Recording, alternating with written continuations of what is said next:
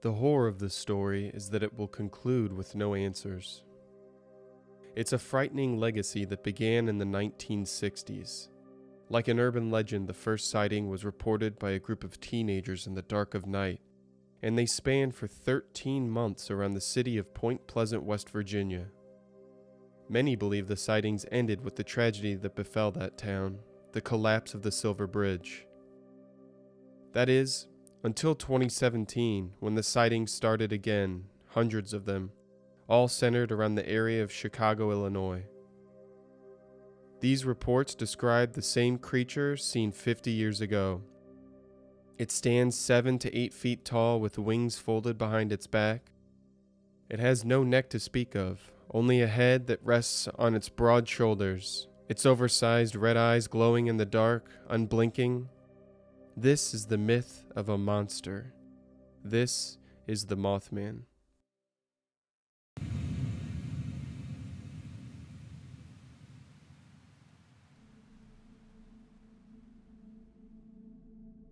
The first published sighting of the Mothman was reported in November 1966 by two couples, Linda and Roger Scarberry and Steve and Mary Mallett.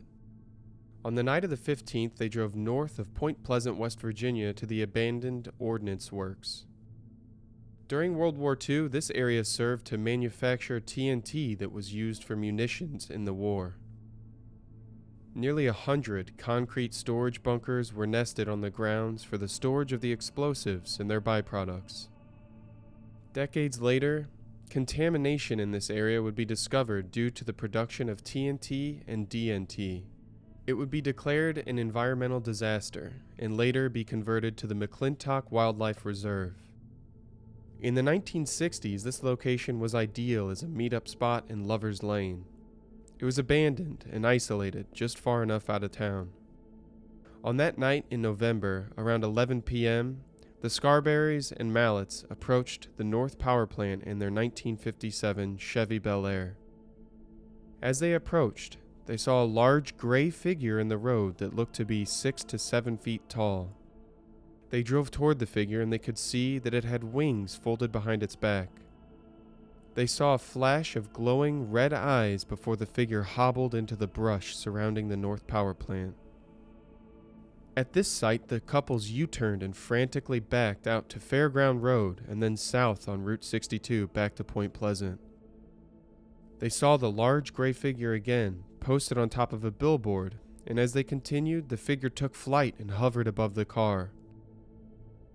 In their fear, the couples accelerated to speeds approaching 100 miles an hour, and the flying figure matched their speed with ease, following the car all the way to the city limits. After the story was published in the newspaper, the floodgates had been opened. Sightings continued to roll in the small town until December 1967, when the Silver Bridge collapsed, only weeks before Christmas. A single eyebar in the suspension had failed, and the bridge toppled into the Ohio River. 46 people died, trapped in their cars or beneath the wreckage. Many speculated that the Mothman was attempting to study or prevent the disaster. Others considered that he may have caused the disaster himself. After the bridge collapse, the Mothman was never seen again. That is, until 2017.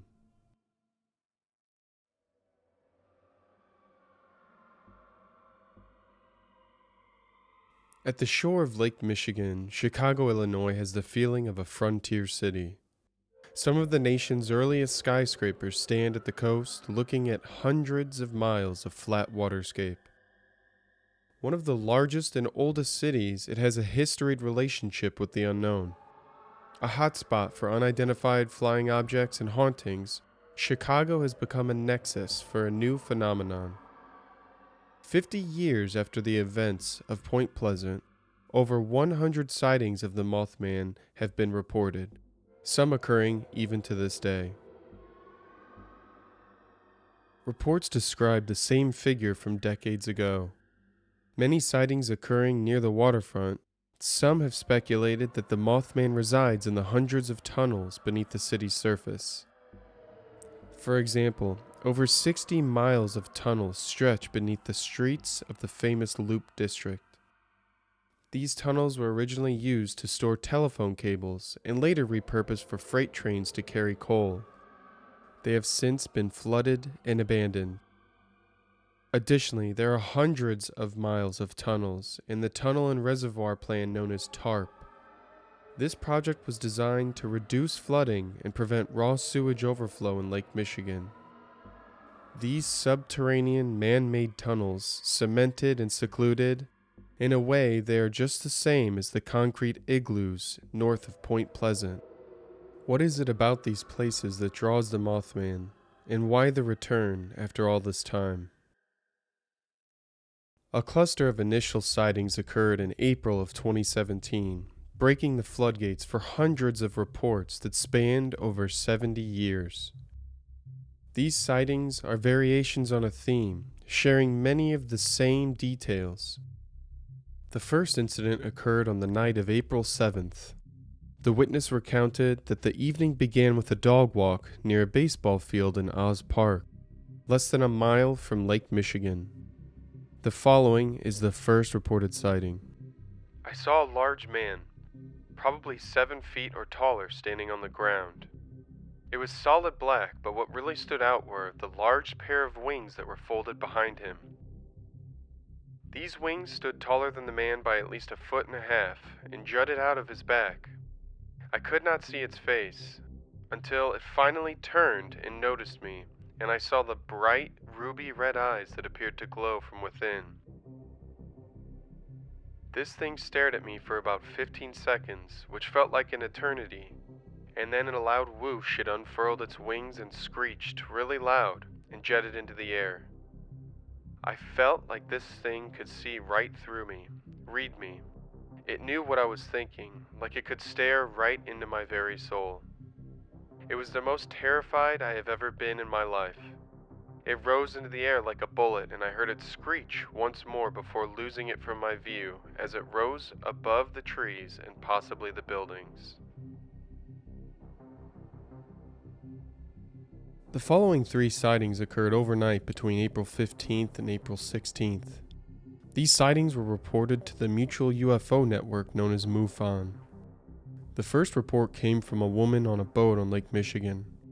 She was celebrating a birthday with 5 friends. We were about 2 miles out on the lake, just off of Montrose at about 10 p.m. We were enjoying ourselves when I happened to look up and saw what looked like a giant bat, as tall as my husband, who was 6 foot 4 inches, or even bigger. It was solid black with eyes that seemed to reflect the moonlight. This bat was blacker than the surrounding night sky and was perfectly silhouetted against the moonlit sky. This bat circled the boat 3 times in complete silence before heading off towards Montrose. It quickly blended into the night sky and was gone in seconds.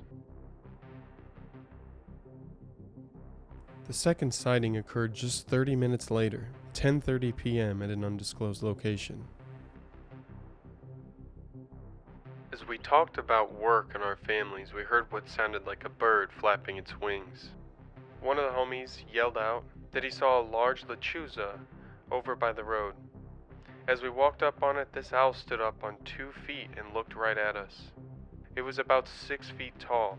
It had large, glowing red eyes that were completely freaking everybody out. The lechuza is a figure in Mexican and Texano folklore, and it shares many characteristics with the Mothman. It is a large owl with a humanoid face. It's said that the lechuza are brujas, or witches, that perch nearby and hide for prey. They are harbingers of death, and they are fabled to lash out and attack witnesses. The last report in this series came at 2 a.m. on April 16th. It occurred just outside Chicago International Produce Market off Damon, just over 3 miles away from Lake Michigan. The witness reported a crowd forming in the street. 4 or 5 men were staring into the sky. The man saw an owl that was over 7 feet tall. The following is a direct report from the witness. It was completely black, except for it having bright yellowish-reddish eyes.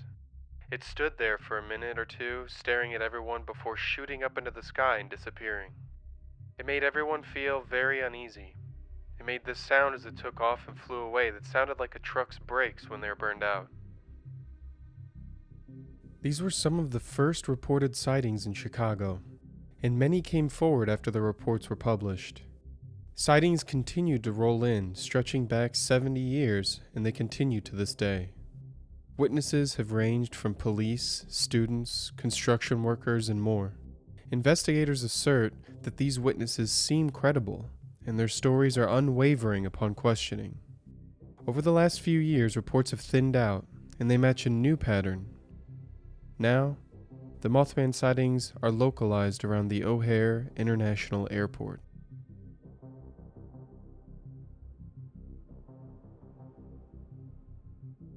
On August 8, 2019, around 6 p.m., a pilot was taking the airport shuttle to his terminal when he saw a large humanoid with wings and glowing red eyes perched on a rail. The following is his direct report. The being appeared to be squatting down on the rail, but had its wings completely open and moved them slowly as he stared at the shuttle bus as we drove by. I knew it was watching me as its head swiveled and followed the shuttle as we passed. Its eyes locked on me the entire time. I was startled, and I'll admit it, very frightened. I have heard the stories of the O'Hare Mothman, or as some have called it, Batman, but I simply dismissed them as nothing more than fantasy, an urban legend that was associated with an already spooky airport. Many have reported a large, black, humanoid creature taking flight or hobbling away into the night. The following is a particularly frightening incident reported by a security guard. This sighting is said to have occurred on February 21st, 2020. I was on duty at O'Hare International Airport and was assigned to do routine escorts for trucks that were coming in and out of the airport. I was doing one such escort on that night at about 10 p.m. I had escorted the truck to the unloading facility at the post office, and I was waiting for the truck to be unloaded. I stepped out of my vehicle to have a cigarette, and I saw something move out of the corner of my eye near the fence, and I decided to go see if it was someone trying to climb the fence.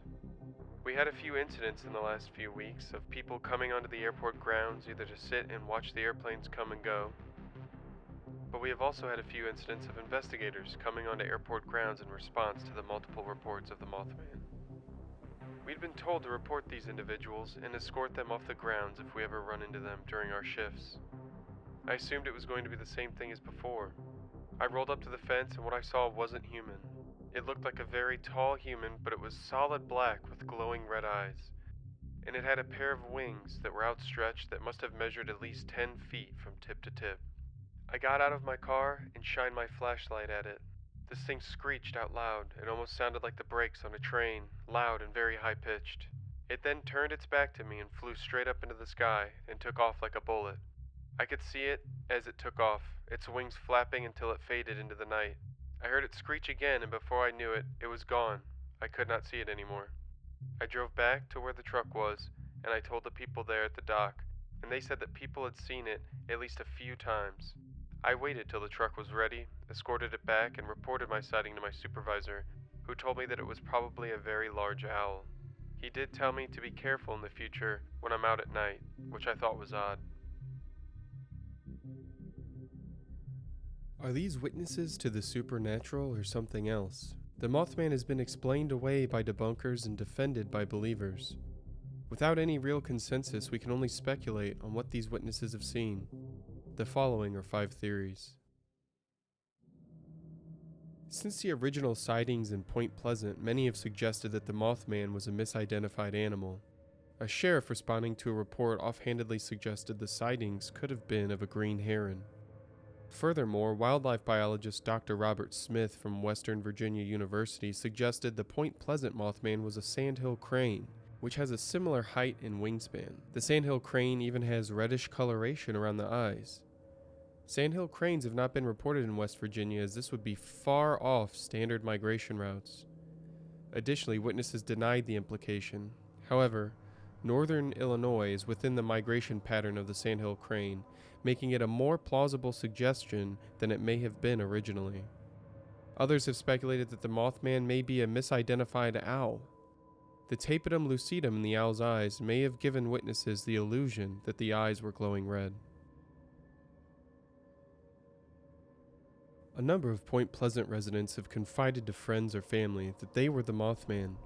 dressing in a costume and waiting at the munitions plant to scare young locals. Others admitted to crafting the Mothman using helium from welding tanks to make balloons and tying red flashing lights.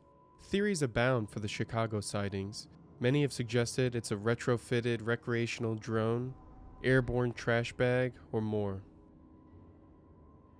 Dr. David Gallo, a psychologist from the University of Chicago, suggests that paranormal websites that have broken the Chicago Mothman story may be incidentally creating the phenomenon. It has been referred to as the Will Smith effect, named for the surge of reported UFO sightings after popular Smith vehicles like Independence Day and Men in Black. This suggests that media may influence the volume and likelihood of sightings. Skeptics like Gallo believe that witnesses may be primed to observe the Mothman, even if the event is a drone, owl, or other explainable phenomenon. What if a shared illusion was manifested and made real? Tulpomancy is the creation of an entity through thought and energy. It's an idea found in ancient Buddhist texts. These thought form entities are referred to as tulpas. It's said that they can be given vitality through attention, concentration, and consideration. The Mothman was already a familiar concept from the 1960s, and perhaps a few of the initial sightings started an avalanche of reports. As the idea becomes more prominent and the Mothman gains traction, it may gain sentience. Then it would become its own independent entity. The experience of Mothman as an illusion or tulpa would be nearly indistinguishable to witnesses.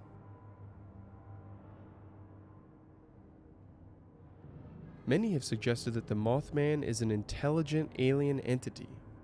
Prominent UFO theorists like Jacques Vallée and John Keel have proposed the interdimensional hypothesis, which suggests that alternate dimensions coexist alongside our own, and ultra-terrestrial entities enter our dimension purposefully or accidentally. Keel refers to these alternate dimensions as the superspectrum. The superspectrum are the wavelengths that exist beyond those known in electromagnetic spectrum. Keel suggests that entities transitioning into the wavelengths of visible light would pass through infrared or ultraviolet before they would become visible to the human eye. It's worth noting that witnesses of the Mothman in Point Pleasant frequently presented with Klieg conjunctivitis, an inflammation of the eye caused by prolonged exposure to ultraviolet rays.